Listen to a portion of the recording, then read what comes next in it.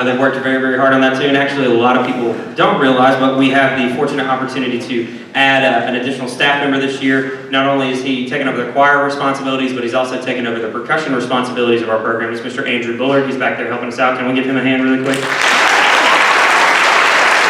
You'll see him later on. He's going to conduct not this piece, but the next piece. But he's helping us out with, not the next one, Mr. Bullard. Not this one, the next one. Cool. This next tune, a lot of people would argue with me and say that it is not a Christmas tune. You can ask your child. I'll probably explain this to them in maybe a preachy tone. But it was a soapbox I was willing to get on. But for a lot of people at Christmas time, it is a sad time. There's people all around us that have lost loved ones around this time that remember their loved ones passed, that, we don't get to have Christmas with them anymore. And I'm sorry, I'm not trying to make anybody sad, but the title of this piece is On a Hymnsong of Phillip Bliss. And if you know what that is, you probably know the hymn at church, which is, It Is Well With My Soul.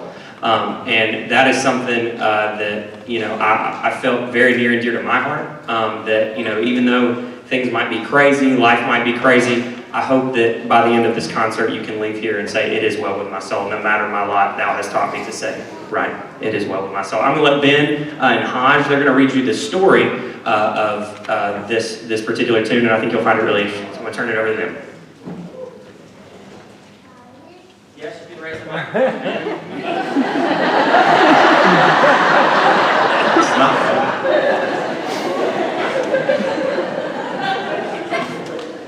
Horatio G. Spafford, a Chicago Presbyterian layman and successful businessman, on a European trip for his family in 1873. In November of that year, due to unexpected last-minute business developments, he had to remain in Chicago. But he sent his wife and 4 daughters on ahead as scheduled aboard the SS Haverford. He expected to follow in a few days. On November 22nd, the ship was struck by the Lockhart, an English vessel, and sank in 12 minutes. Several days later, the survivors were finally landed at Cardiff, Wales, and Miss Spafford came with her husband, saved alone. Shortly after, Spafford left by ship to join his bereaved wife. It is speculated that on the sea near the area where it was thought his 4 daughters had drowned, Spafford penned this text with words so significantly describing his own personal grief, when sorrow like sea billows rolled. It is noteworthy, however, that Spafford does not dwell on the theme of life's sorrows and trials, but focuses attention in the 3rd stanza on the redemptive work of Christ.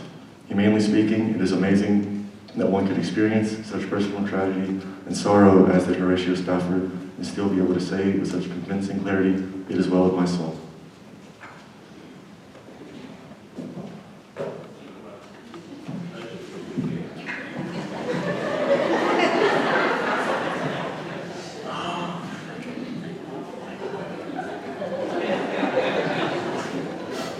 Hymn writer Phillip Bliss was so impressed with this experience and expression of Spafford's text that he shortly wrote the music for it.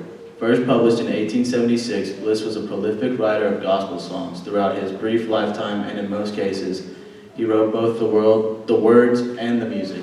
This hymn is one of his few exceptions. There is a speculation that this was perhaps the last gospel song written by Bliss.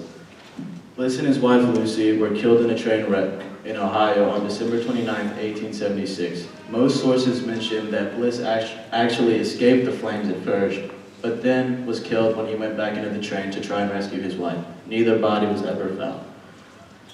As a postscript, Bliss's trunk was salvaged from the wreckage, and in it, evangelist D.W. Whittle found his unfinished hymn, which began, I know not what awaits me, God kindly veils my eyes.